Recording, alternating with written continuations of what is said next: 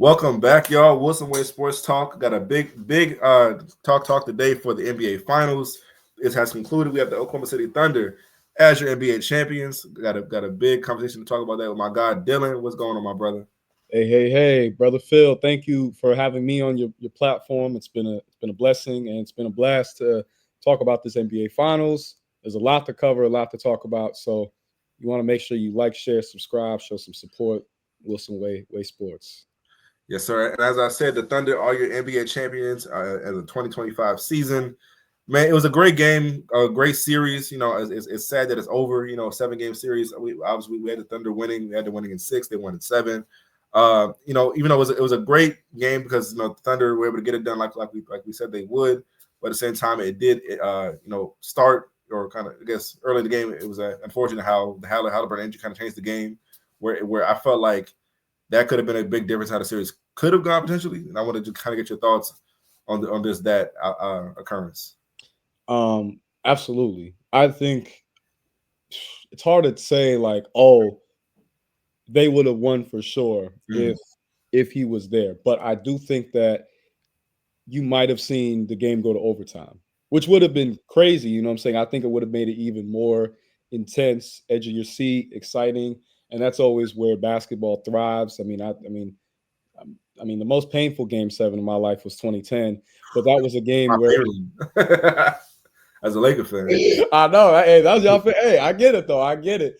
But games like those, like you're on the edge of your seat. You're feeling every basket counts, every miss counts as well. And I think that it's so hard when you're a team that you're built by you kind of have like that built by committee approach, but you lose your quarterback, you lose your catalyst out there who has been you lose your general, you lose the guy that was getting y'all hyped, getting y'all mentally in tune, and was able to know where everyone's sweet spot was. Just having that kind of mastery. So when you lose that, it's hard to replace it. Not taken away from TJ McConnell. He had a great game. He had a great series. I wouldn't be surprised if teams call about TJ McConnell to potentially be their lead guard, because we've seen in bits and pieces him be a bench guy, him be a role player. But there's always going to be a team that when they see you compete at that level, at that intensity, they're gonna wonder. With the Mavs won in 2011, teams were calling about JJ Barea. It's just the lockout happened, but teams were calling to see maybe he could be our lead guard. And but now with his injury though, you probably are going to have to keep you're going to have to keep TJ McConnell, but you have Nembhard there, so it's not like you're lacking in an option to put. But in terms of Halliburton, I think that it's really tough because they were tied in the game, so it's not like you can directly just be like, yeah, they would have won, or no, they would have lost. I really do think that is a wild card, a domino effect. But I also do think that OKC figured things out on the defensive end in Game 7. So that was going to come down to how the Pacers responded offensively. And I do think that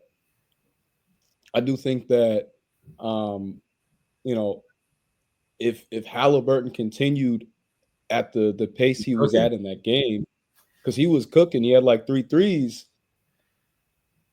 then that it does make for a tough conversation. So it's like that's actually one where it's like I don't know, but I'm not ruling out that if Halliburton had been in that game, they don't win. You know what I'm saying? Like as great as it was for OKC to climb and reach the mountaintop, finally kind of get the monkey off the back and prove to the world.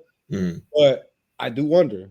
I definitely do wonder. But I don't think that. I think that if you're a Pacers fan, heartbreaking as it was, like you still have to be very proud of your team because you can't hang your head. No one expected them to be there. For sure. I think for me, the tough for me when it comes to basketball, bro, people bring in a lot of hypotheticals for the game. Yeah. I don't like doing that with hypotheticals. I think for me, what definitely did happen, I would say, because of the Halliburton injury, I'm not going to be the type to say, oh, they definitely won. They definitely would have lost either way. Right. I would say this, as far as what definitely happened, it took one out of their sails. I mean, in the first half, they did play with a lot of energy. You know what I'm saying? Playing hard for their guy. That's a But good in the point. second half, 20 points in the third quarter, 23 in the fourth quarter. Obviously, the Thunder defense had to play a big role in that. But at the same time, like, you could just tell, like, dudes like, Toppin, who a minute after the game, like, he was just mentally out of it after that. Because I believe on the play where it happened, he passed up a 3-pointer, kicked it to Halliburton behind the 3-point line. Then that's when the occurrence happened. Injury happened. You know what I'm saying? He was just out of it. So it's like Toppin 0 points. He's better than that. You got guys like D. Smith 3 points. You know what I'm saying? Guys that just after that moment. I mean, Miles Turner was never really a big factor in the last few years of the series anyway, unfortunately. But just that mentality of like it just you could tell it took the one out of their sales. Guys who probably could have played a bigger role, been more impactful, just were so mentally taken aback by that occurrence. Absolutely. That's I say that definitely I think sealed their fate. Now on the Thunder side, I'm not gonna say A+ game or whatever, anything like that, but it was the best game that I feel like of the three of them collectively played in a week. Sure. I mean, you get 29 from Shea, 20 from Jalen Williams, Chet Holmgren. Finally, finally, you know what I'm saying? Both ends of the floor, very impactful, big time. Man, bro. Yeah, man. It's about time, and I think we finally. That was to me his best performance of the finals at the right moment in time. I'm gonna get your thoughts on that too.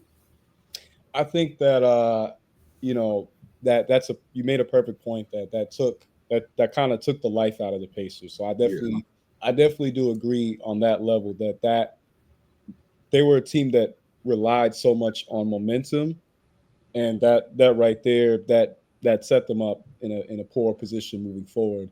With OKC, it was a sloppy game. It was ugly. I actually feel like Chet actually had the cleanest game of the big three, and it's kind of eerie to speak on Game 7. It's eerie of like Powell having the best field goal percentage in comparison to Kobe in Game 7. But I saw that podcast that D Wade was saying, and he was like, "Oh, we were hoping for Powell, or we thought Powell was going to win Finals MVP," and I'm like, I remember in the broadcast for Game 6, Van Gundy, Mark Jackson, and Mike Breen were all like, "This might be the first series since Jerry Weston, what was it, 68 or something like that, where the losing player, the losing team, has the Finals MVP." So I'm like, D Wade, like respectfully, nah, get out of here with that. But I really have respect for the fact that Chet stepped up, because we were rightfully calling him out of like, look, bro, like there is a lot of question regarding you, the type of player you are, and then the fact that you've been kind of getting manhandled in this series. And we've seen Shea play at his best. We've seen J-Dub play at his best.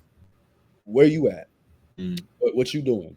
And he saved his best for last, and that that's always a good, it's always a good confidence boost for you as a player. With J-Dub, I do feel like he played well enough, and then with Shea, the defense was so fixated on him. He didn't shoot the ball the best, but the defense was so fixated on him. But he had 12 assists. Yep, that was big time. So like him, I don't want to put him and Kobe in the comparison, but it just for the sake of their role on the team, reminds me of Kobe getting those 15 boards in that Game 7, even though he shot like 6 for 24. So I think that it was ironic that we both predicted that the Thunder are probably going to have to win pretty scrappy and ugly, because the Pacers are just not going to lay down and allow them to have that A+ performance. So they showed the most impressive thing that I took away from the Thunder was that they showed the fight, they showed the will to keep going, and they showed, hey, back against the wall, we're gonna be all right. We're gonna jab and weave and get out there, hit some knockouts as well. For sure, absolutely. Now going back to the Pacers, one thing I'm going to actually do an article on to talk about, because we always remember the NBA champion. Obviously they have earned it. Thunder were this historic team. They had to win. We talk about that a lot. They had to win. They're a huge favorite. They did it. They got the job done. But I think with the uniqueness of just how the Pacers' overall playoffs or overall season transpired, you got to give them a ton of credit to the Indiana Pacers for what they're able to accomplish. Tyrese Halliburton for what he was able to accomplish. Being a guy who was considered overrated to being one game away from bringing the Indiana their first ever championship. So one thing I want to kind of get your thoughts on is how do you think this is Indiana Pacers team should be remembered? Great question. I think about the 98-99 Knicks that granted they lost 4-1 to the Spurs, but they they knocked off all the top competition in the East, and they were able to the next year 99-2000 they were able to continue improve on their record because they went from being the eighth seed to a third seed, and they were 2 games from going back to the finals. And you know, to be a team that's an underdog team to go to the finals, it's not easy because things have to go your way, and you have to also play up to your competition. And I feel like you can't walk away from this from watching the Pacers this playoffs and say they're a lucky team that just got there because of XYZ. No, Sure. they played everybody. They played everybody, you know, at their relative best. Obviously, I know like Dame had the Achilles injury in the game in what was it, like game 2 or game 3 of round 1. But they beat the Cavs at pretty much full health, and the Cavs were the number 1 seed. Cavs were the number 1 seed in the East, and then the Knicks didn't have anybody missing. You know what I'm saying? And they made work of them. As a Celtics fan, yeah, I think if we're fully healthy, I think we're beating Indiana. No diss to them, but there's just levels as far as team build and individual players that we have versus them. But at the same time, like the Pacers, they were mentally in sync. And I think that's probably, to me, the most underrated aspect of them was the fact that throughout the entire playoffs, they were mentally in it to win it.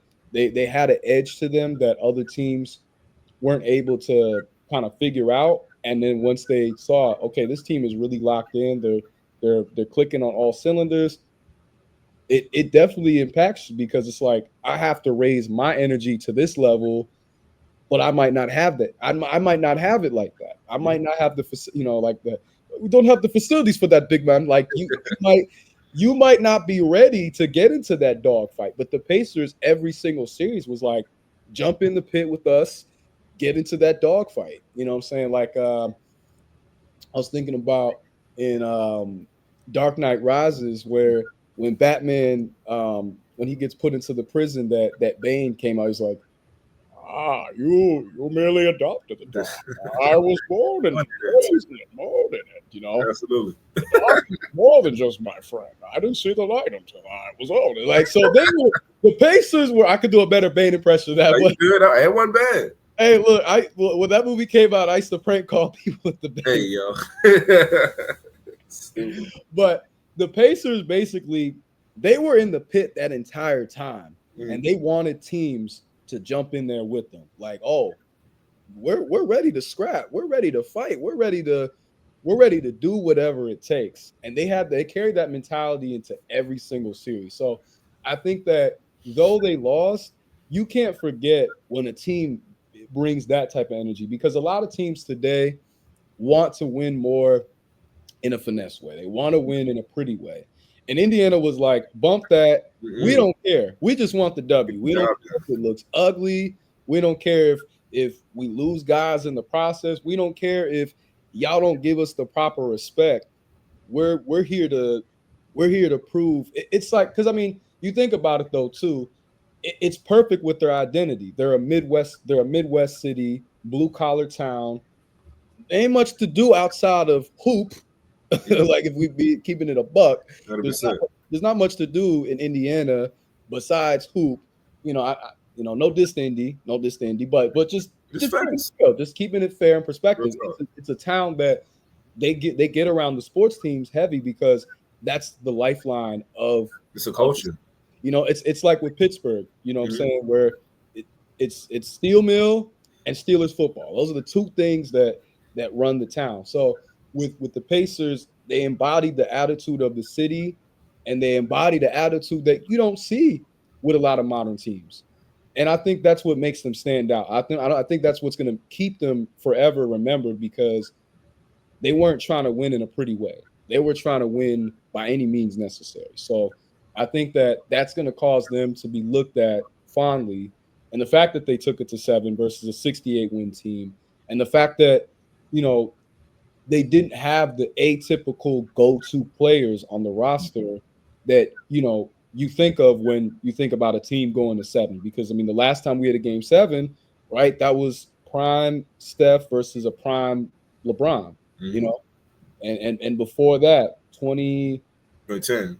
No, actually 2013. Oh, yeah. That's He's first. Yeah. LeBron. You know, Duncan was still a all-star players, you know, but Parker was more so in his prime, and Kawhi was starting to reach that. And then before that, 2010, prime Kobe, the last iteration of the Celtics big three with Pierce, KG, Ray Allen. So it's like we've seen in previous game 7s of NBA finals, there was more, you know, name-worthy talent that, you know, all-star pedigree, all NBA. Wow, with this Pacers team, you have to really be a hoop. You really had to be a hoop head. Yeah, I know your ball about them prior to this finals. But I think they showed the world that, hey, you know, we're basketball 101 to a T. So I don't think they're ever going to be forgotten. Personally, I mean, things could change, but I just don't see. I don't see it even being a situation where, like with the Raptors in 2019, where people underrate the impact of that run. You know what I'm saying? Because I still think that run by the Raptors, I think it deserves. That was very impressive. Yeah. I was very impressed. So I think it's the only people who are going to be, you know, cognitively dissonant and not trying to give props. It's just the people who just don't know ball. The people who are going to hate. You know people who just, regardless of what it is, they're going to look for flaw. But if you're a hoops head, you really love and respect the game, then you have to respect the Pacers, because they achieved what looked like the impossible for them. For sure. I mean, to your point, we don't really. One thing we always give credit to when it comes to playoff runs, we always give credit to the winning team, because they got the job, I guess, fully done as far as through the entire run, through all the teams they beat. But to me, this was one of a losing team. I know we don't think about that too much. It is one of the more impressive runs by a team who, I guess, didn't win for whatever it's worth. I mean, you think about, like you said, you beat Milwaukee, Giannis. You beat the Cavs, number 1 seed. Donovan Mitchell, Darius Garland. That's 2 All-Stars. The Jalen Brunson. The Knicks with Evan Mobley. Evan Mobley. My bad. Defensive Player of the Year, right? Yeah, All-Star and DPOY. So yeah, you know what I'm saying? Yeah, exactly. Jalen Brunson, the guy who at that point I thought was going to get to the finals. I had the Knicks going to the championship for the first time, and 1999, something like that. With the fact that they overcome every single opponent. To me, if I think about recent history of like guys that, like, let's say didn't win the championship, right? You know what I'm saying? Because obviously if we think about championship runs by, like, teams in the East, that's like that's very easy to think about. But I feel like the forgotten ones of, like, say the 2023 Heat, you know what I'm saying, when they beat y'all Celtics, you know what I'm saying? But now, even though I will say, bringing up that championship, not the hate of your Celtics, I wish y'all got to the finals that year only because the finals is boring. I'm sorry, Nuggets Heat. Yeah, that was the worst. That was like the worst finals. It was terrible. But the journey that the Heat had to get to the finals was a very impressive. Obviously, I think they were an 8 seed that year. Yeah, they right were. You know what I'm saying? That they beat the number 1 Bucks. I think it was the Knicks. Then obviously your Celtics. So I'm like, that was a very impressive run. So I'm like, of the last few teams of the like who obviously made the finals and lost, like, this has got to go down in history as one of the more impressive runs that I can think of in recent memory. And again, we don't think about that enough, but I feel like you got to kind of highlight that more because of, like, it's different if it was like a team that was like expected to be there, like the Cavs. You know what I'm saying? They don't get quite the same credit because it's like, LeBron, who do you really have adversity with in the East? You know what I'm saying? It's so different. And that's a different conversation. But I'm just being honest as far as, like, hey man, it's adversity. When you open up Pandora's box, hey, sometimes it doesn't want to shut down. So, but I'm just saying, to be honest, the adversity that they overcome. You know what I'm saying? Like I said, beating teams that they were favored to lose, or the other team was favored in every single series. That's commendable.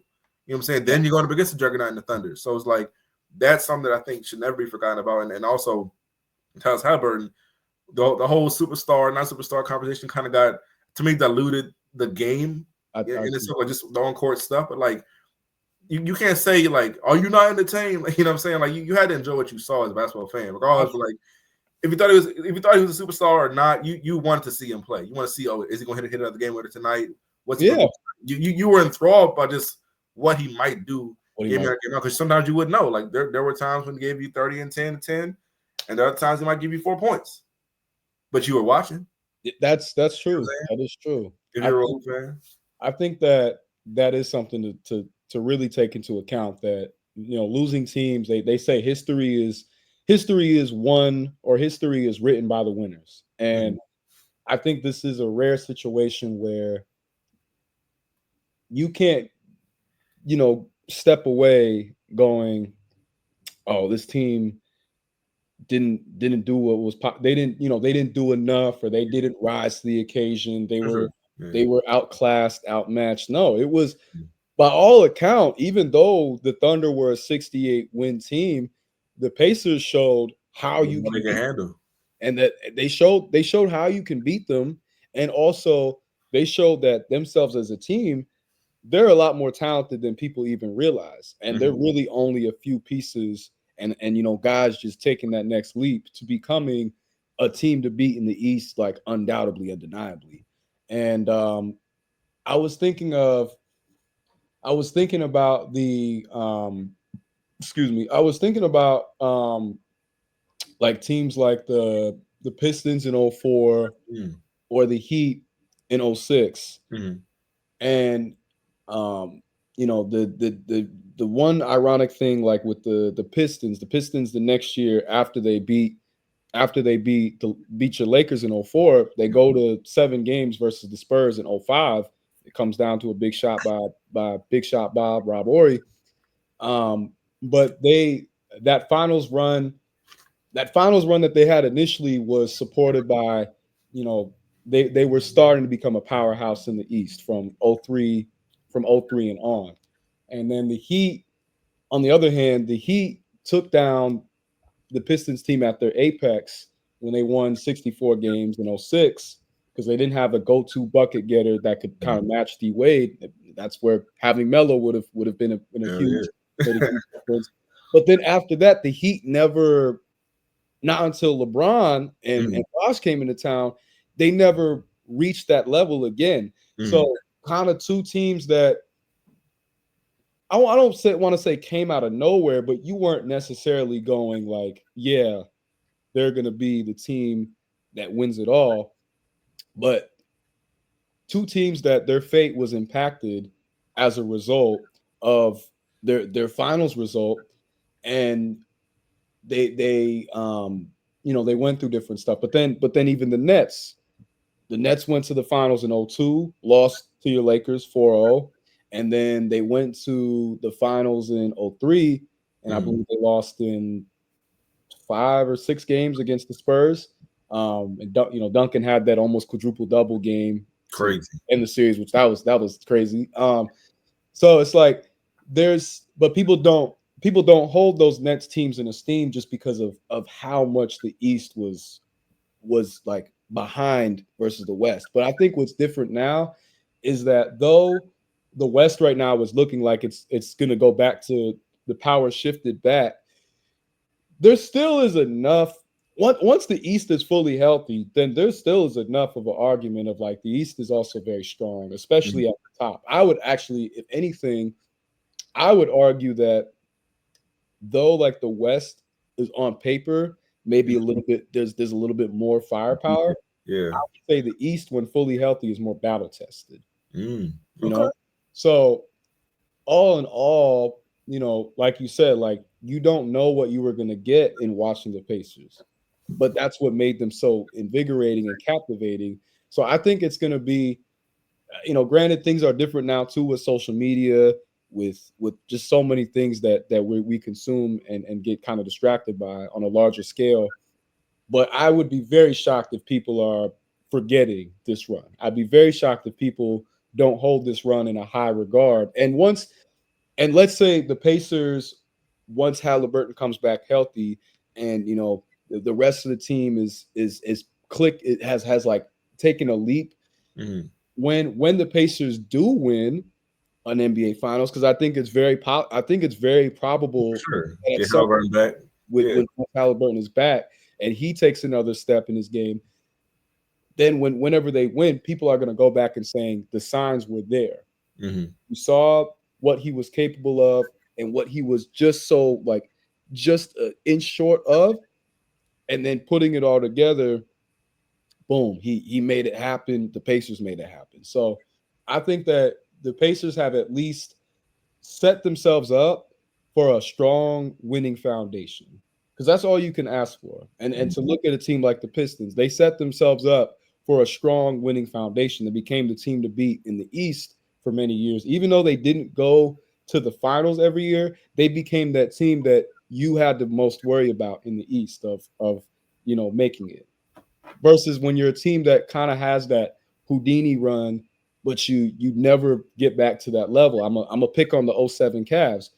Mhm. The '07 Cavs went to the finals and never went to the finals again in that first run of Mhm. LeBron teams, even though regular season wise they It became was the so team to beat, dominant. Yeah. but playoff wise they couldn't get it done. Different story.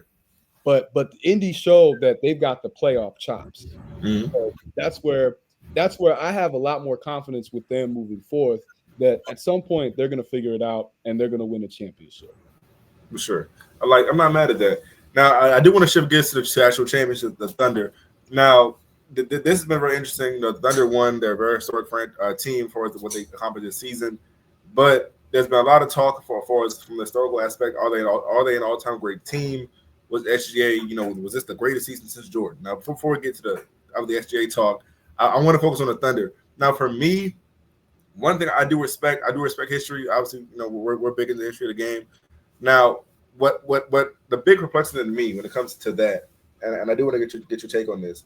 Now, it's not that I don't think that they're this great team, but I think when it comes to when you're an all time great team and you're comparing yourself to like the '96 Bulls, the '86 Celtics, you know what I'm saying, '88 Lakers, the thing to me is how do you separate yourself? And I think what's tough about this parity era is I don't know how much they'll be able to separate themselves unless they do become a dynasty. Now, I'm not going to claim because people are talking about that as well. Are they a dynasty in the making? I I'm too apprehensive of giving that title away or that credit away because of the fact that we've seen it now for what I mean, bro. It's been 7 different champions, and I would say since 2021, it's been like, the Bucks, the new dynasty. Obviously, the Warriors they were a dynasty, so that was their 4th title in 8 years at the time. 2023, Nuggets. It's no Nikola Jokic taking over the NBA.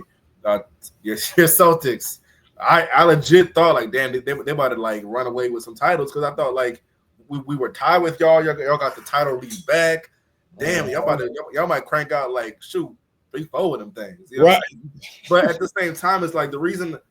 Yes, I get the record of 68 wins. Your best player MVP, Finals MVP, and all that good stuff. Comparing that to one of Jordan's greatest seasons, arguably his greatest season. But the reason I'm apprehensive of calling them that all-time great team is, let's just say just to be fair, let's say next year the same thing happens.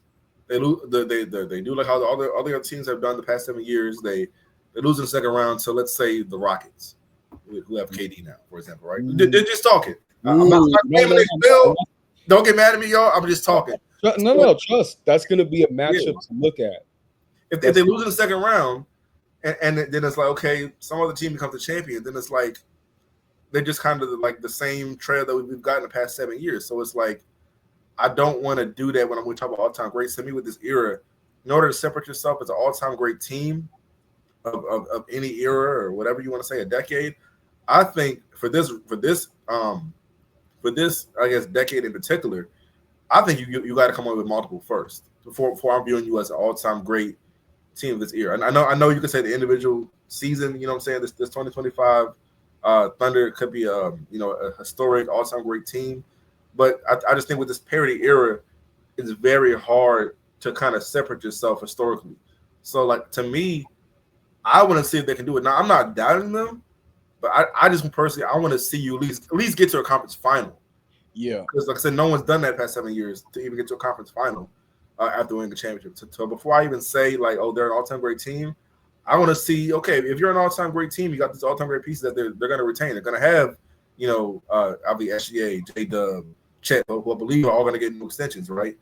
I'm not sure if they're going to lose any major pieces. Caruso, I think, should still be there. A lot of the key guys are there. They have, the number 15 overall draft pick, the 24 overall draft pick, maybe one more. So they have the pieces to really, probably more than anybody else has had, to really become that team that could become a dynasty team or a team that could win, say, 3 out of the next 5 years, let's say, for example. But at the same time, like, I don't know about you, I don't want to claim they're going to be that until I feel like they're at least going to another conference final, win another championship, really separate themselves from the 7 other champions we've had over the past, 7 years.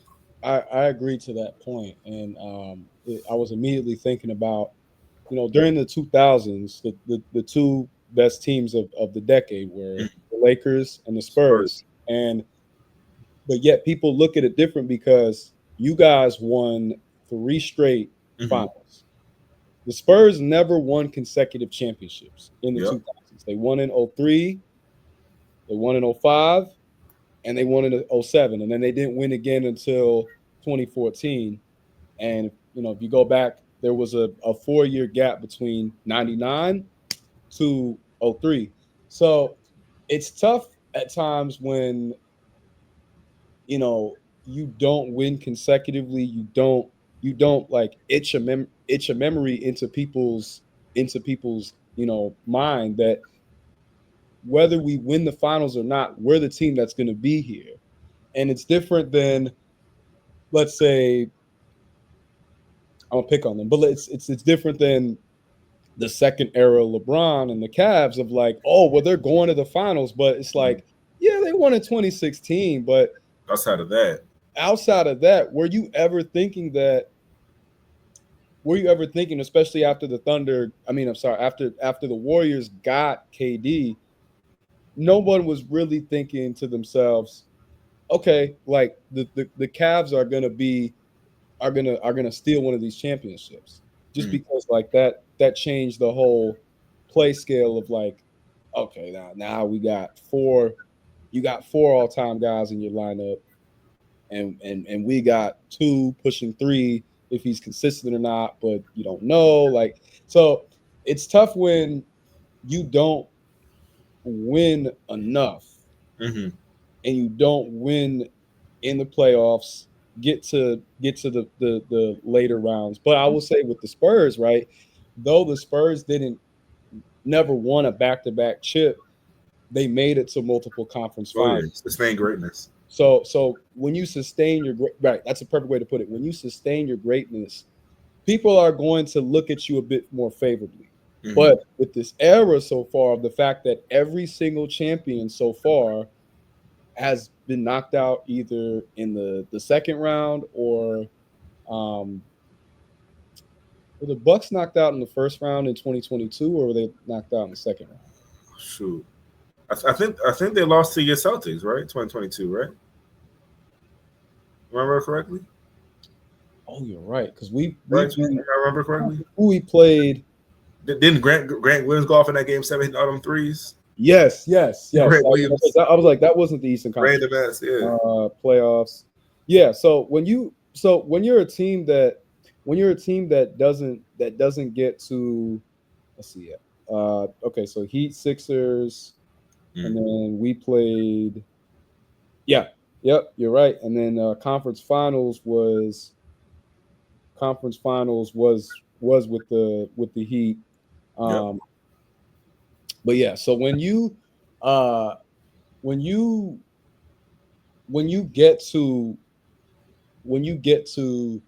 over the hump and you get to like the conference finals, you're at least setting yourself up to be that team to beat in the conference.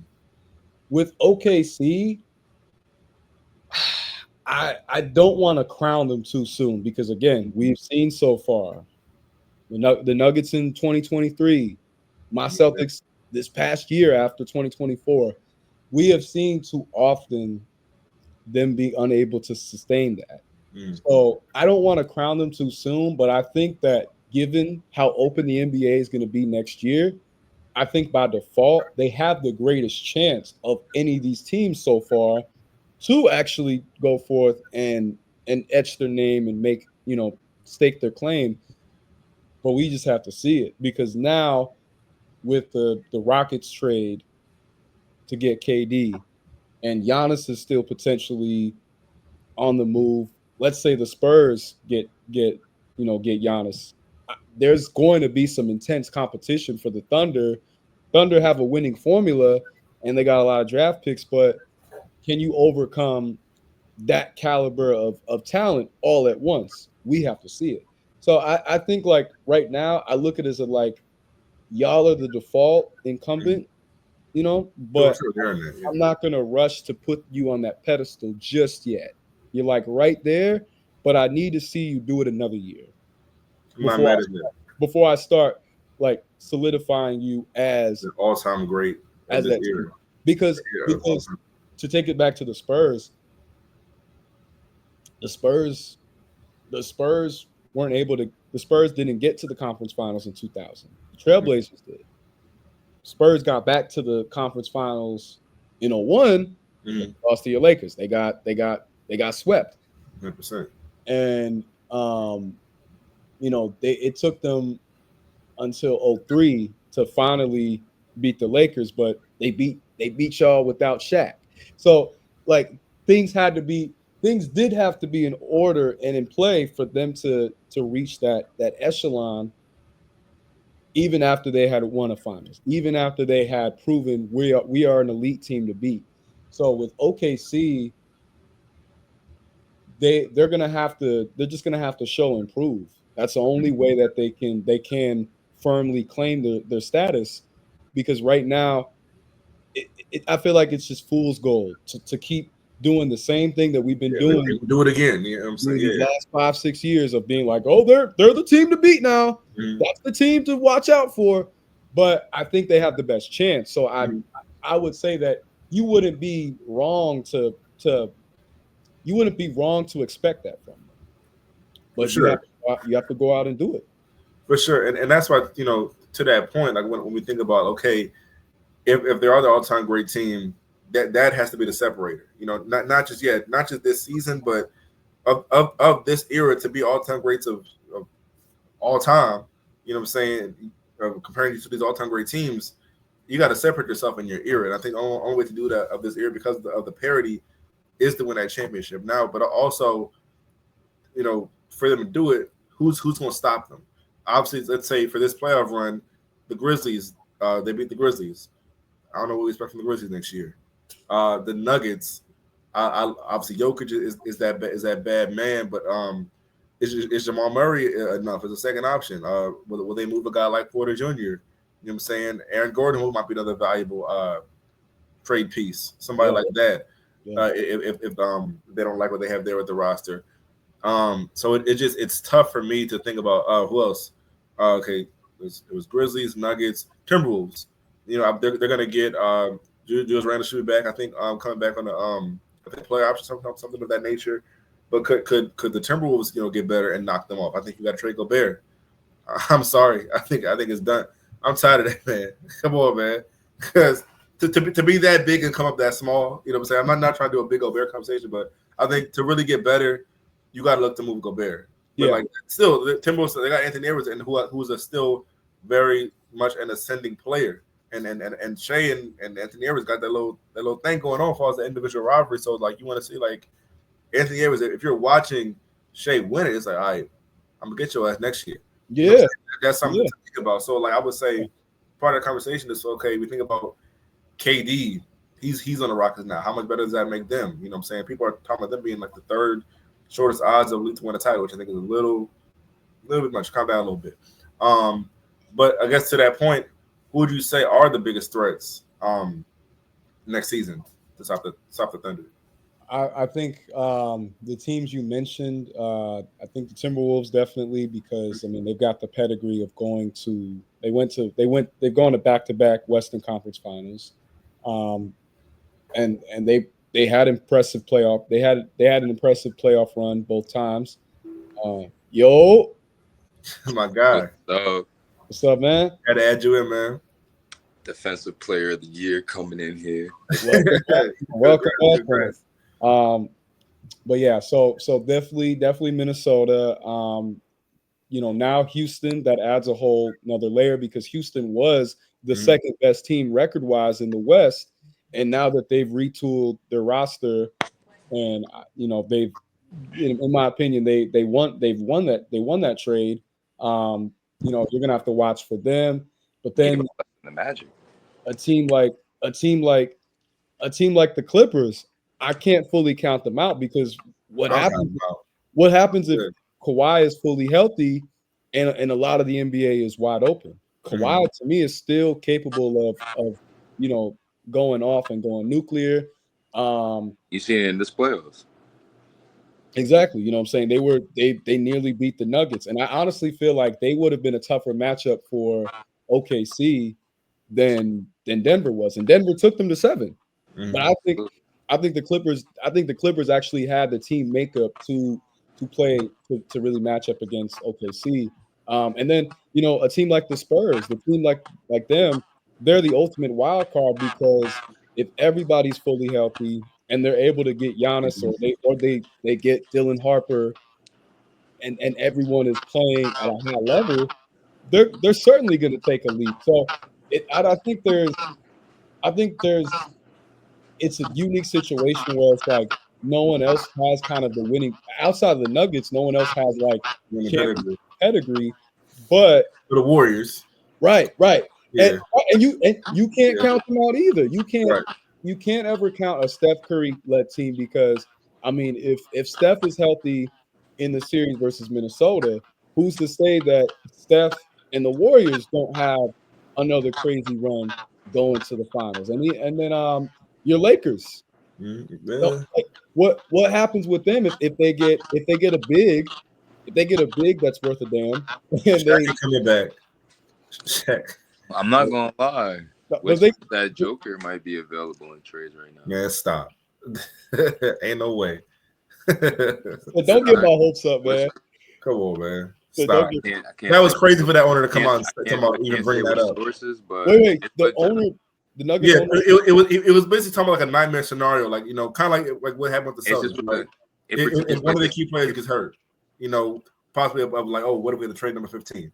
Nah, not even that. That factors into it, but more so with the second apron. Oh yeah, okay. Yeah, like mind you, like he's eligible for like that contract. So a lot of people not talking about it, but a lot of these teams ain't really trying to pay these players that 3. Mm-hmm. Like mind you, you seen Jaylen Brown already get it. Seen Curry, you seen Braun. There's only a select few that have been getting that like 3 like mil. So think about like all these regular players that are already getting like 4-year 84, like 4-110. Mind you, like a 3-and-D shooter, I'm not gonna lie, like you're getting at least like 4-110. Just look at OG Obanobi. Like I love my boy, but I'm not gonna say we overpaid him. Like he definitely worth every penny. That's the market. But when you look at Porzingis and Drew Holiday, like your Celtics, like them, like I'm not gonna lie. Shout out to Brad Stevens. Like that boy was cooking. Like who knew he was gonna do all of this after a Jason Tatum like injury? So it's more so like you said. I'm honestly interested in the Hawks right now because that Porzingis trade kind of really put them into like where they were at in 2019, like before they gave up John Collins. So now they got a 4 that can really like stretch the floor. Like now it's like Trey, and then you got the rookie. I forgot his name, number 10, and then you got Jalen Johnson coming back from injury. So I'm honestly looking forward to seeing them, and I'm pretty sure the Hawks still got Bogdanovich with the Clippers. Yeah, the Clippers too. Like I mean, they get a lot of wreck, but I feel like Philly letting the big 3 run it back. That's going to be interesting to see. They better do something this year. Back to my Knicks. Like I just feel like we're good. We just need a big. Like we need a good like 1 or 2. Like we don't really need a lot. Like our team is fine. Just need like a couple more pieces. But you need a coach.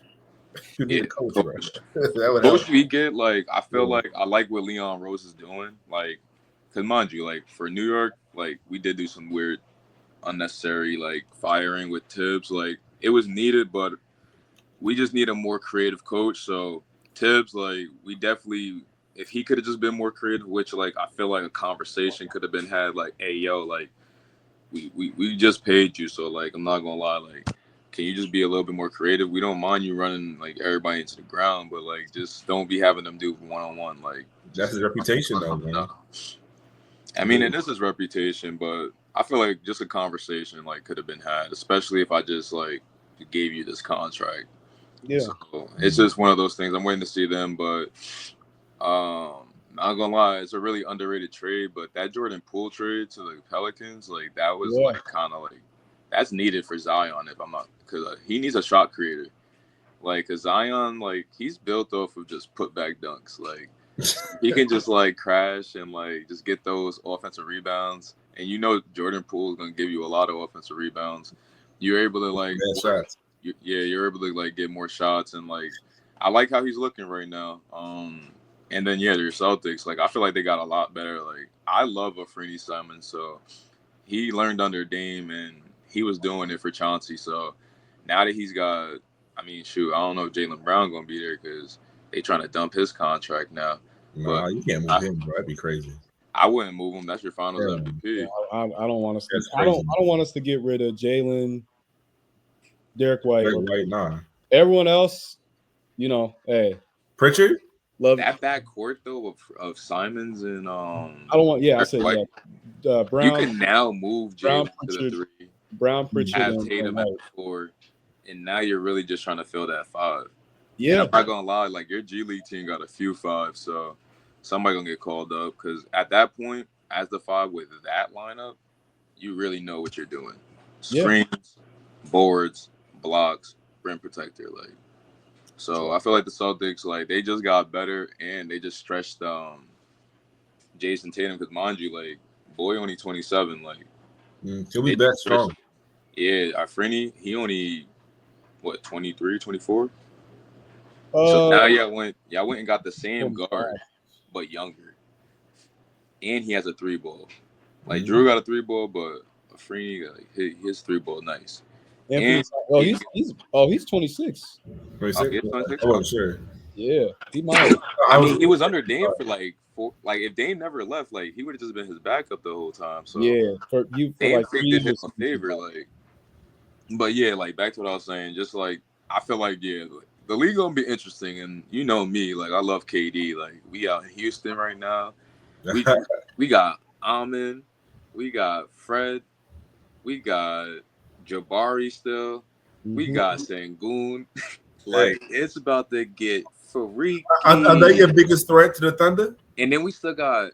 I mean, I do think that because now I feel like KD. Think about this. KD was hooping in New York. The Thunder won, and he was in the gym hooping. That's in his head. He was supposed to bring the title there. Like, and that's my point. I'm not mad at that. Just knowing what he's doing right now, and then mind you, like he never was the one that brought up the trade talks. Like his contract just it doesn't suit them, like because they don't got no draft picks, they don't got no they don't got no luxury. So, I mean, like he said, Suns want to be gone. I'm cool. At the end of the day, you gave up Dylan Brooks and Jalen Green.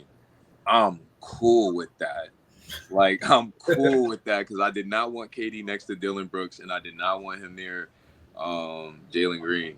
Yeah, and Stephen A. Smith, I don't really agree with a lot of things he says, but he literally was like, yo, they didn't believe in Jalen Green. Like, his time was up. And I said the same thing. Like, boy, like, he nice, but he need to go to a team that just, like, they ain't, like the Wizards, like, they ain't really on shit. Like, go get your buckets, like, be all right. Yeah. But nah, yeah, like, I like what the Rockets did. And then we still got Reed Shepherd. I really don't even know they bench like that, but now I'm a KD fan. Like, I'm going to do my Tari Eason on their team as well. 17, right? Yeah, Whitmore's still there. Yeah, Cam Whitmore. He'll get that burn. Cam Whitmore's there. Oh my God, bro! I'm not gonna lie. Yeah, they a threat because mind you, they got depth, and all they needed was a vet that really know how to like get that bucket at the end of the game. Yeah, KD is about to get efficient buckets with next to Sengun, bro. Yeah. I'm drooling right now. You crazy. Like, bro, because my thing is, like, I was a KD fan, like, outside of the Warriors, like, bro ain't really had a coach since Scott Brooks. So, like, now I'm just like people get mad at That's me a all good the point. time. They be like, Good point. oh, like, because I'm not going to say is, like, what I call him, but Bud, basically, I don't really jack him as a coach. Like, Giannis really gave him a luxury ring. Like, Giannis really hyperextended his knee in the game one of the finals, and then was like, "Yeah, I'm going Super Saiyan 4." Like, bro, do you remember when he freaking was playing defense and they threw the alley to DeAndre Ayton? He He blocked didn't it. punch the Yeah. joint. Oh I'm yeah. like, Giannis was going recover crazy. like that on a bum knee.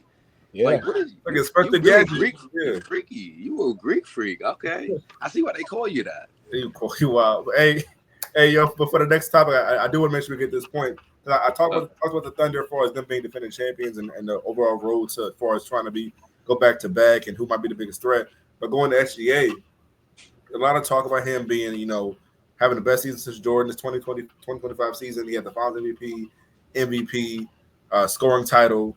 It's only been done by, Kareem, Shaq, Jordan obviously did it 4 times, but it's a lot of talk of that best season since Jordan, since 96. I kind of want to get your thoughts on that. I guess for me going first, one thing we kind of discussed before the pod is like, I get the accolades at some point. You know what I'm saying? The awards are the awards, and that's amazing. But I think sometimes some things you overlook or could be overlooked is the fact that, like, adversity. You know what I'm saying? Shea didn't really have the adversity or the doubters going into this year to elevate it, to kind of push him to elevate his game to that higher height to capture that championship. To me, one thing I look about when I think about all time great seasons, if I could just go past, let's say, 2000s, past 25 years, right? All time great seasons that I think about, even guys that didn't win a championship. I know that we don't think about that as much, but even still, AI in 01, phenomenal season. I'm gonna get to Kobe, but 06 Kobe.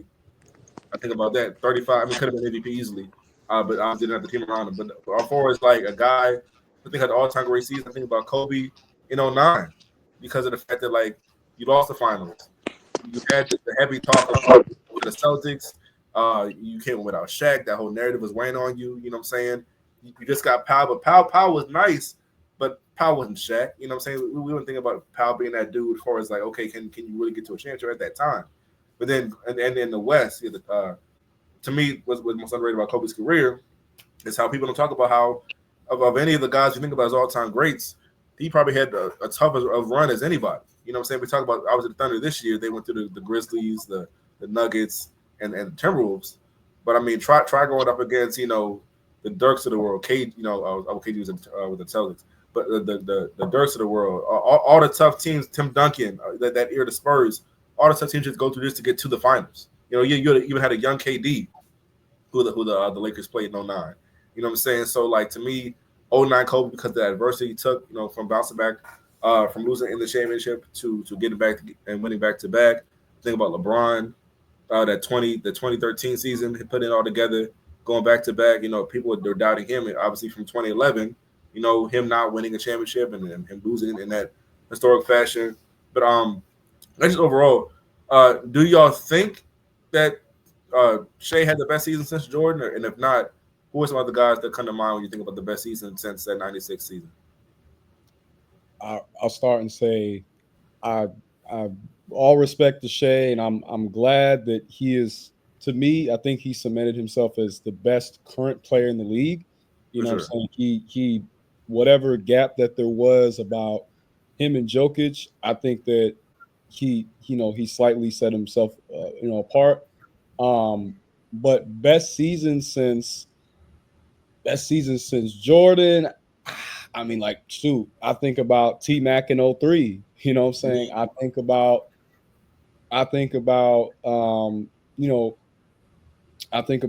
KG in 04. I think about that was a crazy run. Jason Kidd in 02. Like, I mean, people forget that Jason Kidd, prior to that trade to the Nets, he had kind of a reputation as a coach killer, as a locker room cancer, as a guy that couldn't get out his own way. Great, great passer, great on court general, but he was a guy that burned bridges at the time. He was a guy that had burned some bridges next to the players that he played with. And then when he goes to the Nets, takes them to the finals, similar to the way that Tyrese just took the Pacers to the finals. That changed the whole trajectory and the outlook of what his career was. And he finished, I think he finished second in MVP to Tim Duncan that year. Tim Duncan in 03. And then like going more present, Kevin Durant in 2014, Steph in 2016, first unanimous MVP, but they lost 3-1. They lost 3-1 lead. So it's really hard to, you can't deny the accolades. You can't deny putting it all together. But eye test as well factors into it. And I don't, with all respect and love to Shea, I can't definitively put It's him tough there. to say, right? Yeah, it's very tough to say. And the way that they won, I think it would be a lot differently if he had kept up his momentum from games 1 through 3 or 4 when he had because he started the series with 30 points. Yeah, 30 and 34. Yeah. Yeah. So if he had kept that momentum going, I think it would be a stronger argument because it's like, okay, like, he achieved this at that caliber of a Jordan. Now, I think that even with of all the rings, 96 was the toughest ring for Jordan by far because the Supersonics with Gary Payton, they gave Jordan the toughest matchup for him to go against. But he also, at the same time, when George Karl decided to overthink the obvious and be like, no, I'm not going to put the defensive player of the year on the best player in the world, that made Jordan go, bet, I'm really about to take off. And, that caliber of defense, the physicality, then it holds a little bit more weight, just a bit. So it's tough of like to answer it. Like I wouldn't put Shea in that convo, but I think that if Shea next year they go to the finals and he does the same thing, then that makes for a whole different argument. Then I think you can start more confidently being like, yes, this is the best season. Because I mean, can you even say it's better than Shaq in 2000? You know what I'm saying? Forget about that. Shaq was the most dominant player in the world at that time. Should have been unanimous MVP in my mind. Right, and he at that point of time was sweeping through the competition, of whoever was in front of them. So it's really tough, and I feel like the problem with today is that we live in such a prisoner of the moment society where people want the moment to feel and be bigger than what it is. But moments can't be fabricated. Moments happen naturally. So I don't want to put Shea into that category just yet. Show me the same level this next year, and then when you get to the finals, like that same caliber of play that you started with, and then we can really have the conversation without it seeming forced, without it feeling like I'm stretching myself thinner than Chet. What I'm saying? That's gonna be my new thing to say. I'm stretching myself thinner than Chet right now. That's a hell of a stretch, brother. Because look, I could pick on my own self, but it works with the Chet comparison. But I don't want to definitively put SGA there just yet. Like you're right there. You're knocking on the door. You're approaching, but to sit at that table, is it too soon? I feel like it's just a little too soon because at the same token, imagine if they lost. Yep. Imagine what the conversation would be if they lost. No. It went 7 games too, yeah. So yeah. And they went to 7 games in a series that they were expected to dominate. Yeah. Like because even though we had said Thunder in 6, and a lot of people picked the Thunder in 5 and 6, the impression was OKC was going to have a game or so where they just mollywopped them, where they showed we're a 68. You don't belong here, yeah. And yeah, right. And we just never saw that. So it's like it's hard to put you in that category with the Michael Jordans and the Bulls of the world because they showed in the finals countless of games. We are the team of the decade. We're one of the greatest dynasties ever. Never So was a game 7 and there never was a game 7. against better teams. To your point, So it's like I don't want to I don't want to get into the clickbait of like trying to push something that just isn't quite there yet. That's how I feel about it, though. I don't know. What you think, Tyrell? what you got? Nah, yeah, I was gonna mention that like Jordan never went to Game 7, but yeah, like same. I would feel like just with Shea, it's 50-50. Like I wouldn't include him just because it's too soon. I feel like, I mean, he's not particularly young, but he's not particularly like he's right in the middle. He just hit his prime. He's 27 or 26. Be 27 next year. So I mean, if they keep this core together, like everybody around him's like 21, 22. Like the team average is like 24.1. So I just feel like, just to mention with Jordan, like it's the black cat. I just feel like there's no words for Jordan. Like we know who he is. Like, but yeah, Shaq. Like I feel like when it comes down to like dominant, yeah, like I would It's probably just crazy. compare like Jordan and Shaq's, if anything, just because like you mentioned like right on the nail. Like it was more rougher. Like Shea like averaged literally 35 the whole year when like he had space. So Jordan and all the other like players from back in the day, they always go on the record to say like if they were in this league in this era, like they would Mm-hmm. average like 40, 50. Mm-hmm.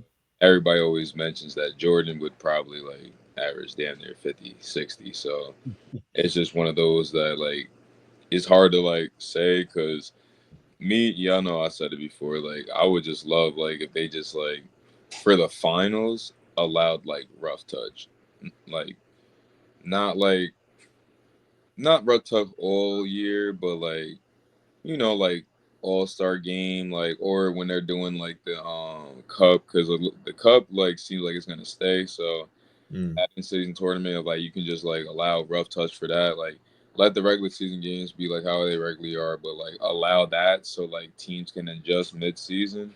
I feel like that would like enhance like Shay's like. Cause mind you, like we seen him like when he's like roughed up by the Denver Nuggets. Like we seen when like Naismith and like all of the Pacers like were sending bodies at him, blitzing him on picks. So any screen that like Shea needs, and like I've always said it, like for him as a player, it's hard for me to like put him in that Jordan category because I didn't really see Jordan need that many screens. Like he Mm-hmm. might have used the screen like to dump it to one of his bigs, but like boy will get the ball to the top of the key and just like or the right wing and Go to just work. get to his spot and raise Yeah. up. So like don't get me wrong, Shea definitely has a raise up. Like his elbow midi, like that's butter. It's smooth.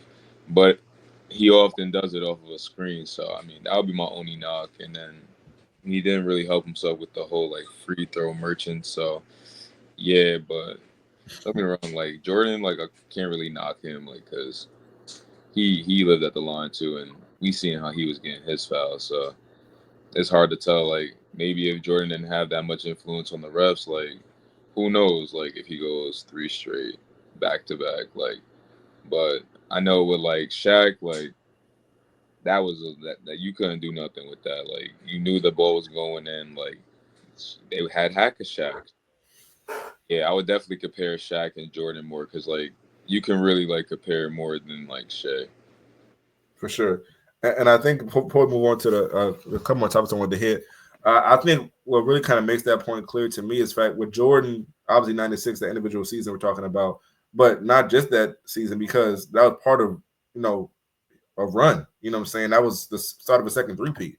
So Yeah. I think for Shea to really get that kind of credit, he would have to kind of go off not just this individual season, but kind of go on a run of championships in that level of play. I mean, because he's already averaged 30. I think this is third straight year of averaging 30. So he's done that, but he Yeah. hasn't won at the same rate. So if you can still put up your numbers and then win at a high level, you know what I'm saying? Like Shaq did as well. Shaq 2000, that was his first of four championships. He had the big three, the back to back with the Lakers, with Kobe and Shaq. And then he got the one in with D Wade. So to me, like what matters is not just that 1 year, but once you've put together your individual performance, also continue your individual performances with winning at a high level as well. I think that'll kind of really kind of validate that comparison even more because to me it's like okay, yeah, you got your first ring and you're getting compared to Jordan, like that's a little strong for me personally to really put you there after one championship. Shoot, I mean, it took guys.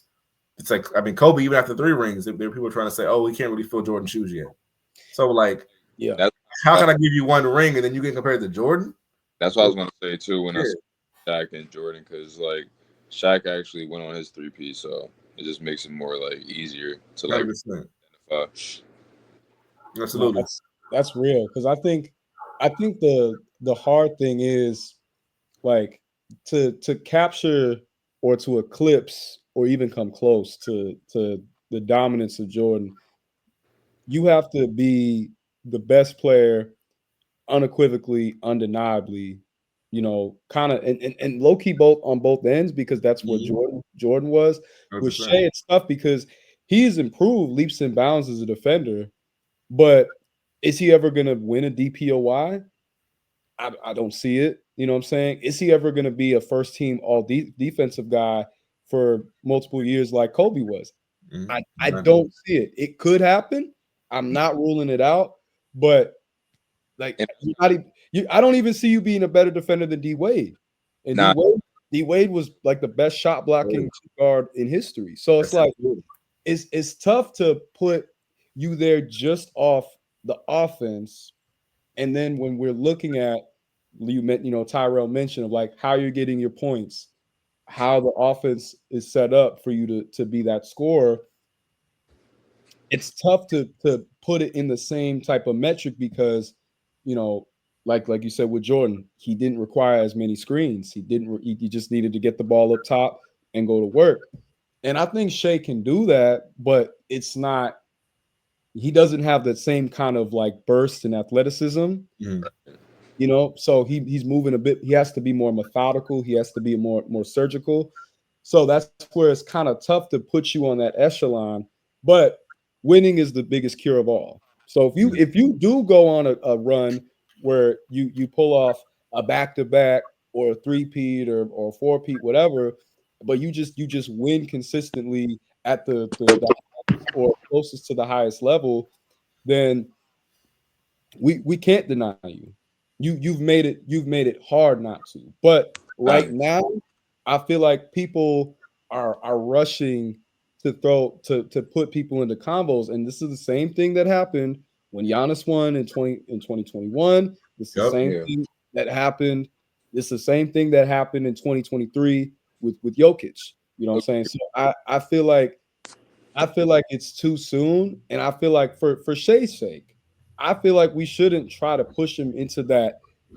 That Push. caliber, yeah. Yeah, just allow things to play out naturally because Steph won in 2022, and but Steph had the pedigree of That was his fourth though. That's different. Yeah. right. He had already won 3 finals prior, but the difference was he won his first Finals MVP. Right. But that was such a small blimp on the radar of his career. So I think with Shea, my final consensus is that I think he can. It's not impossible, but he's going to have to continue to level up and step Stack up it up. Yeah. because just going off of the numbers is not going to move the needle, in my opinion. Nah, not even that. Like, you know how the league is right now. Like, they kind of just trying to give everybody their fair shot right now. But I mean, like you said, if Shea could follow up this season, next season like this, like, yeah, he should be a 2-time MVP. I mean, like, his game is likable, like fan favorite. He don't really talk crap, really humble, real quiet, and he's international. So For sure. you know how Adam Silver loves his international. For sure. But I think one thing to move the conversation forward, one thing we talked about Tyrell was talking about the Pacers as far as even though they lost at the time, it sucks Tyrese Halliburton got hurt because one thing I was going to say was how wide open the East is. You know what I'm saying? With Tyrese Halliburton, he was healthy. You could look at the Pacers being the team that could make the same run again possibly next year. But with Halliburton out, obviously now the East is even more wide open. So I kind of want to get your thoughts on that about who in the East, can someone else surprise y'all and go on a Pacers like run out of nowhere, like say the Magic or let's say the Pistons, or who else do y'all like right now in the East going into next season? Hawks. Hawks, okay, Didn't expect that. Okay. Nah, Go ahead. I'm not even gonna lie either. My bad. Like the Pacers, they good. Like I like what I saw from what's his name? 00. Oh, Oh, McLaughlin. Matthew. what's the name? Matherin. Yep. Yeah, Yeah, yeah. like he gonna step up. Like I he was on looked top of like him too. yeah. Like I saw him console Tyrese. I saw Obi Toppin. Like that was a brother hug. That was like get right, bro. We gonna hold it down. And they kind of did that in the game. So I think they're gonna be alright if they keep everybody together. Like TJ McConnell, McConnell. yeah, McConnell, yeah, he gonna be alright too. But yeah, Hawks, um, Magic, Magic just made a trade for Desmond Bain, so that's gonna help. That lineup was already nasty. They just added, they getting Jalen Suggs back from injury too, so Mm. it's gonna be scary. They still got Jonathan Isaac. They got what's his name? My son Wendell Carter Jr. You got Franz. You got Moritz is gonna come back too. Marlboro. Yep. Yeah, it's getting wild in the NBA. But yeah, Hawks and Magic right now. Okay. All right. I think I mean I gotta throw my guys up there. I think that I think that, if we're playing at a level where you know we're somewhat approaching what we did and accomplished this past year, then I think it will be tough. I think it will be tough to deny us. I think, you know, I don't know what's going to happen with Cleveland, but if they're able to retain their guys, I think they're going to come back with a chip on their shoulder of like, hey, we were the number one seed, and it's never fun to be a number one seed and get bounced out in the second round. You know what I'm saying? Like we can't go out like that. A team that I think is an absolute sleeper is the Raptors. I'm very intrigued to see what the Raptors do this year because they've got a nice roster with guys like Scotty Barnes, Braden Ingram, RJ Barrett. They've got a top 10 pick this year. They've still got Quickly, Grady, Ochai, Boucher, Jacoby Walker. They got, they have a team that has like a lot of potential to, if they take a leap, and especially in a year where things are a little bit more open, we might be looking at a team that could potentially do something. I think a team like the Pistons is going to keep getting better, especially if they don't lose Jaden Ivey, because honestly, I think, and no diss to the Knicks, Tyrell, but I do feel like a healthy Jaden Ivey would have helped the Pistons a lot in their series because they didn't have shot creation on the perimeter outside of Cade. You know what I'm saying? That series. Here we go. You said what? The refs helped us in that series. Oh, Yeah, I ain't go there. Them young boys was hungry. They were though, right? They were. They showed so much fight. So I think the East, though, there's not as much like. I'm not gonna lie, I forgot about the Pistons. Yeah, they in that mix too. There's a lot to underrate. There's a lot to wonder. And then even a team like we briefly touched on, Philly. Mm-hmm. If Philly stays healthy, and they keep the third pick and they hit that out the park, they get someone that can come in right away, then that they might be able to finally do what we've been kind of hoping and expecting. So I think there's a lot of possibility this next upcoming year in the East. And I feel like overall, I think there's a lot of parity, which is good. Mm-hmm. It just kind of comes down to, oh gosh, I'm sorry, did I not bring up the right team? I don't know if y'all heard that in the background. I don't know if y'all just heard that, but I was gonna say though, looking at the team, looking at the standings next year, there's bound to be a team that takes a leap that we're not even considering yet. Right? Absolutely. Just how it goes in the NBA.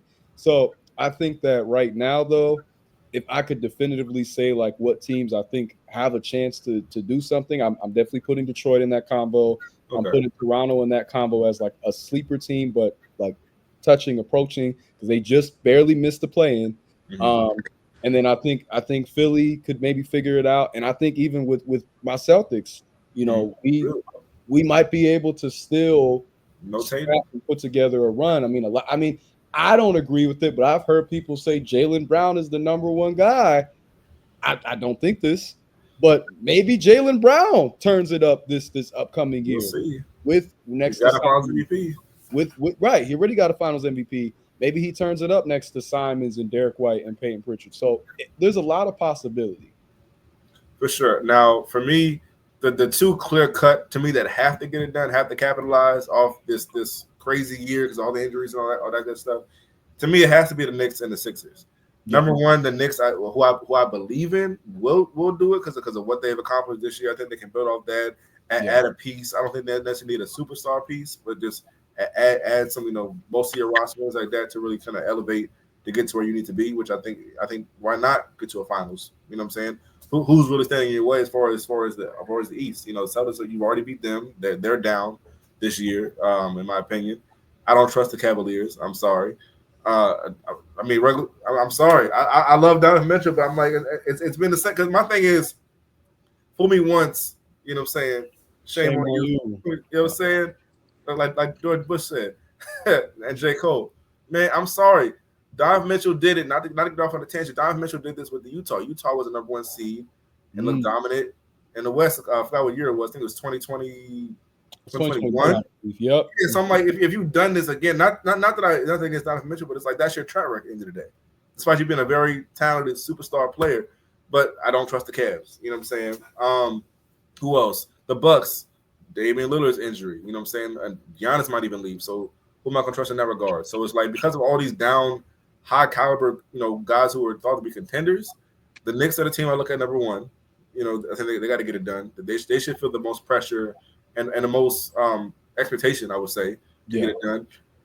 When I think of just straight up pressure and like as far as pressure bursting pipes, I think this got to be it. It's now or never for the Sixers. I think if you don't get it done this year, I'm trading Joel Embiid. To me, his value if you don't get it done this year, you got to move him because his value is not getting any higher. His injuries are crazy. You know what I'm saying, bro? It's almost every year. It's like he's going to a hospital visit.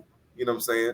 Who wants like missing 50 plus games or something like that, something crazy. So it's like if you don't get it done this year, you're not gonna get any healthy the older he gets. Obviously, Paul George is also 35, and he was injured last year. We'll see what Tyrese Maxey does. I'm a big fan of his. They got the number 3 overall pick, so hopefully you can get a very high caliber piece. Whether you keep the pick and get a player or move the piece and get another say all-star, whatever have you. But y'all got to get it done. We're at the point now. The process has been ultra processed, and it's if you don't get done, it's got to be cooked. It's over with. So Knicks, Sixers for sure are the ones that I highlight the most as far as like the most likely to say make a real run to at least make a conference final, right? If not a trip to the finals. Now beyond that, I think kind of my dark horse is definitely the Pistons and Magic. Kind of put because they're two young teams because I don't want to put them as a team that's going to overcome, let's say, the Knicks or the Sixers just because of that experience. I think it's going to be a big factor, and also because of the fact they haven't shown us that yet. I feel like when they're a playoff contender, I'm not really put you as a championship contender until you've proven it, right? So we'll see, but I think it's got to be in that order. Knicks, Sixers. I probably put it's tough. Maybe right now Magic because I think I like Paolo a little bit more, and then probably Cade and the Pistons right behind them. Yeah, same. Okay, y'all agree? No, I agree, and I was gonna say, man, I feel bad for a team like the Heat because it's like you have one of the best coaches, but what is y'all? They got KD, y'all.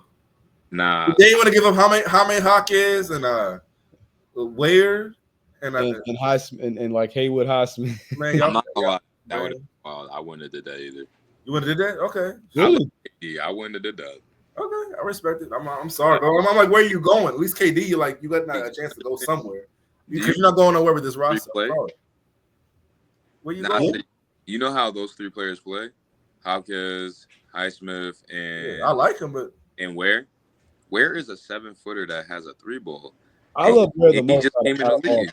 Okay, I like him too, but and then you got Highsmith has a 3-ball. He 3-and-D, like he's 6'5" or 6'7". Okay. And then Hawkins, like UCLA, like he played big Oh, minutes for them. it wasn't. So I just looked up. It wasn't where Okay. it was Hawkins, Okay. Nikola Jovic, Okay. Highsmith, and the 20th pick. As You know long as moving. Ware wasn't in there, I might have did it. But I say Yeah, I'm moving it. yeah, Where you going? You gonna be in the play and get played out. That's my thing. Not even that. Like it's just the way that Jovic and Hawkins, like it's I'm not gonna lie, it's weird, but the way they play, it's kind of irreplaceable. Like Okay. they're gritty, like they don't really need to score, but if you need them to score, like give them like 12 shots. Hey, yo, give me 12 shots tonight. They'll give you that, and it'll be efficient. So, like that's why the Heat are like known for what they are. Like Yeah. they're hard workers. Like they know what they have. Like and they know what they don't want to give up versus Okay. what they're gonna inherit. Like mind you, like the only thing with the Heat, like they know they're gonna get KD in the gym. Like KD don't go out. Like, but Pat Riley not dumb. Mm-hmm. Bro, you like to get I hot. gotta do something though, bro. You like to do recreational. Like you like to do things that we're not allowing. You already know we took bronze cookies. So yeah, we're not doing that. They ain't playing. And you 35, Yeah, like no pouting. I mean you 37, like we can't do much. Like Okay. so I just feel like a lot of factors came in. But like don't get me wrong, like Houston took the biggest swing because that's why I was excited because now he has a coach in Emmy. And then it's just young guys around. So all of them are going to do the defense and run around. KD's just going to use his height and play the area. And then when it's on offense, like, yeah, give me the ball, 100%. free ball, swap, we back out of here. Like, I'm really excited to watch them run up and down just because, like, when you know KD, like, the way I know him, like, bro just want to hoop. No, for sure. Like, he Yeah. want young But guns, like, but but he want to be the top dog. do you feel like though if if they made that move, right, you still would have Ware because he wasn't included in that deal. Hero, You Bam. still have Yeah. Bam, still have Harold. Do you think that team could have like you still got Duncan In the Robinson, East, Rozier? That's how I would have got him if he That's had the opportunity to. He that's wanted to go to the Heat too. Miami been in the Katie play wanted to go there. last 3 years. Like, Katie, yeah, he were on his list. that's where as a team for them, I think that they have to knock this draft out the park yeah, or put in their bid for Giannis because they're a team to me that has they are Giannis away. they have no direction if they Yeah, don't. where they going? That's my issue. Which And so Giannis love that hard work. So you bring him to Miami. yeah, Like he would Miami, be you already perfect talked about it. That he'd would be be The perfect big for it. markets. And Yeah. it's a team that has a gritty nature to it, but in a bigger media market. So it's And like bigger moment, he's right next to Greece.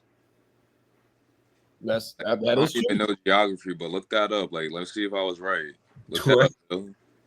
Yeah, look that I up. mean, if we're going off of like bi-coastalness, then yeah, that is closer to Greece than all the way. Milwaukee. I'm not gonna claim that. There's an ocean in the middle. You know what I'm saying? I just wanted to look it up just because I don't want to look crazy on Cam, but No, I you feel good. like my geography, like Miami, like they usually closer like to Central America and like Yeah. You know, you got Cuba right next door. But yeah, I feel like that to me, that's the worst spot to be in as a team, though. When you have no direction, That's what I'm you have you're not good enough to get a top pick, and you're not bad enough to. I mean, you're not good enough to compete for a championship. You're not bad enough to get a top pick. that's why you Pat Riley, you pick up the phone, call up whoever the GM at Milwaukee. Hey, like we see Giannis, like he's still healthy, like he should be able to like compete. I see you guys kind of like trying to figure out what you're doing. Yeah. Like, but we can give you some young pieces, get you guys back in contention, but we want Giannis. Yeah, because I mean, looking at these other teams in the West, like they're all making moves or they've all positioned themselves to be competitive. Like even the Grizzlies, like whether they move Ja and Jaren Jackson Jr. or not, they got four first round picks from that deal.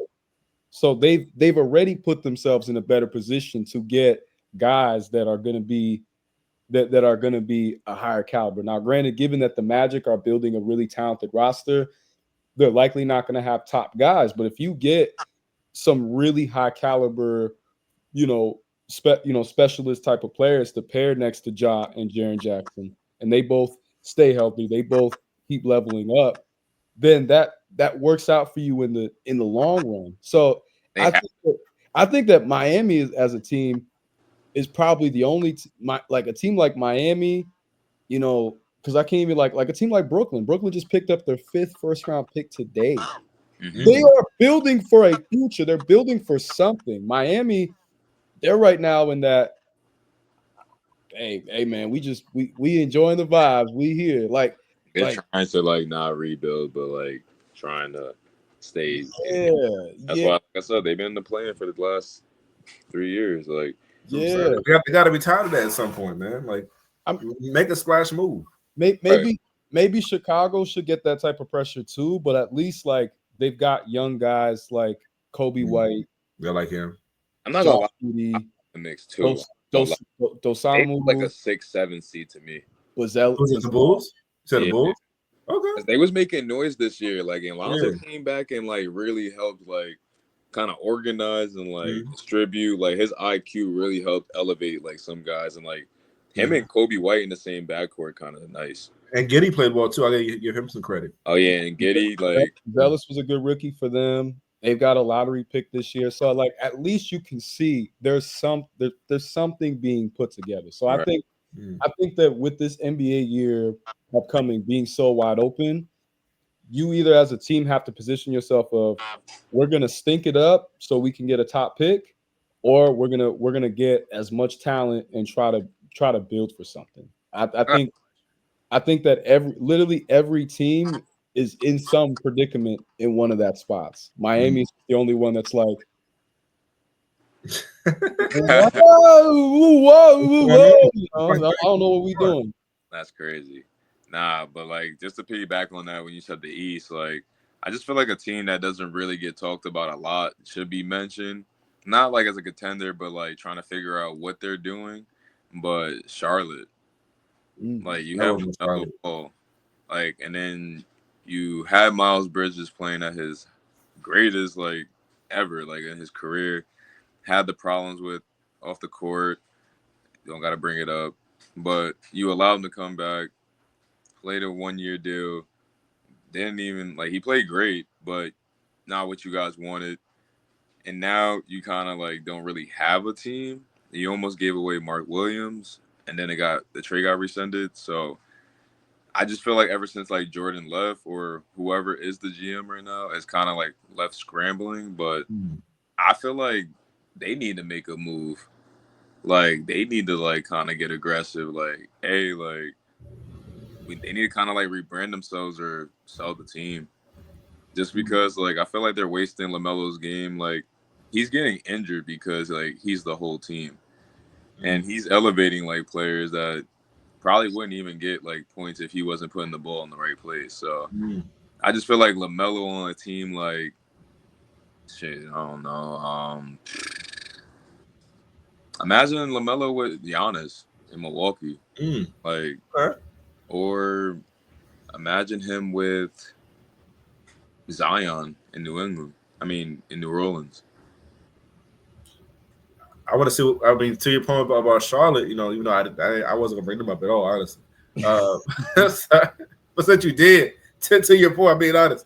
I like Lamelo, but to me, I want to see what Brandon Miller can do when he gets back. I believe in Brandon Miller. He's a talent, bro. I Yeah, think. I'm Very not, I'm not saying he's gonna be my better than bad. Lamelo, but My bad, chat. Forgot about Brandon Miller. Yeah, Brandon no, Miller. B I remember Miller he got injured last year. I think he missed like yeah. most of the season, if I remember Mhm. correctly. So if he Nah, can he come got back strong injured this year, late, maybe. he only played like 27 games, yeah.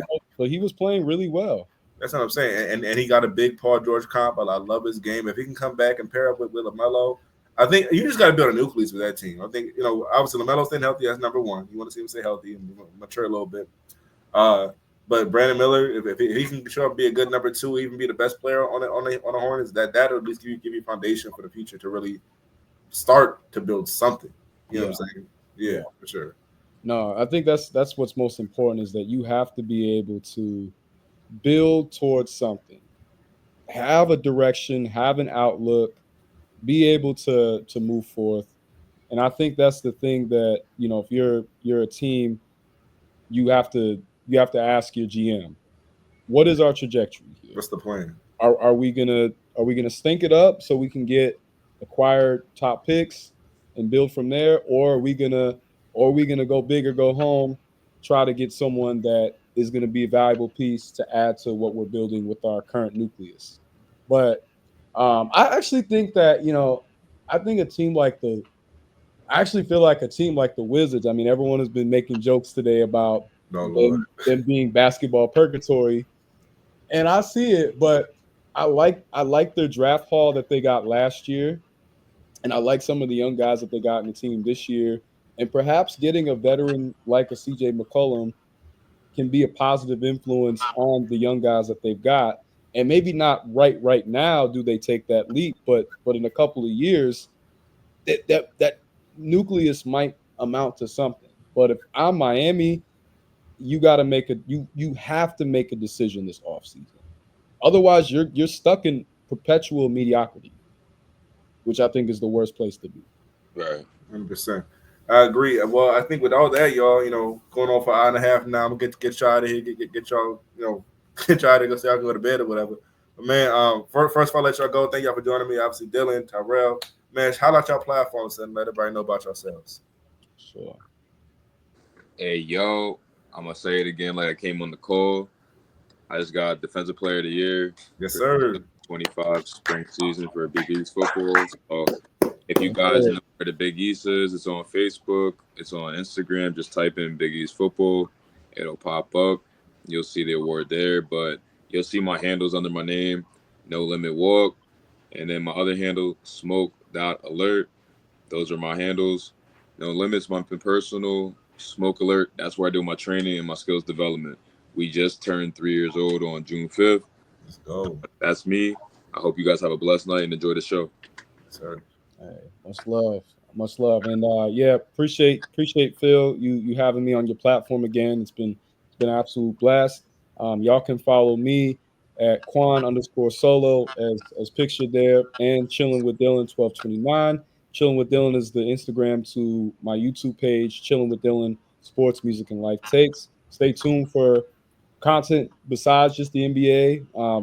I cover other things, but just this finals, we wanted to really break it down game by game, and definitely now with the draft coming up tomorrow, there is still more room for NBA talk, but it's not just NBA talk. It's talk beyond that. But needless to say, I appreciate the support, appreciate the love, and the only way that we move forward is the constant building and the constant laying down of a foundation. Yes, sir. And to your point about other content, obviously NBA, we've covered that a lot with this NBA Finals, but NBA draft is coming up, obviously. But football wise, I'm a Commanders fan, so I'm excited. So I can't wait to talk NFL football with Oh yeah, I'm a Cowboys fan, so we see y'all. Go to sleep. Good night. Good night. All right. So you done ruined the whole show. We done lost all of you. Listen. What I say? We got NFL young boy. We got NFL young boy. All right, go to sleep. All right, y'all. So that's it. This is What's West Sports Talk. You know what I'm saying? We love having. Bro got Bobby Wagner at middle linebacker. All right. That boy 39. Thank you. What's West Sports newsletter. What's West Sports Network. Find me. I'm in the book. Anderson, what are you doing? What's West Sports Talk on Instagram. And with that, what we always say. What, you a Giants fan? What'd you say? This man Dylan, you a Giants fan? Hell no. Saints. What's he? A Saints? I'm a Saints and Pats fan. We're y'all in purgatory. Exactly.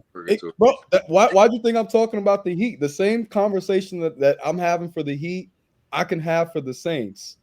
Hey, we'll save for the next episode, y'all. We'll do an NFL episode though. Yes, and with that, as we always in the show, everybody talks, but not everybody knows ball. All right, catch y'all next time. Love and safety, blessings. One.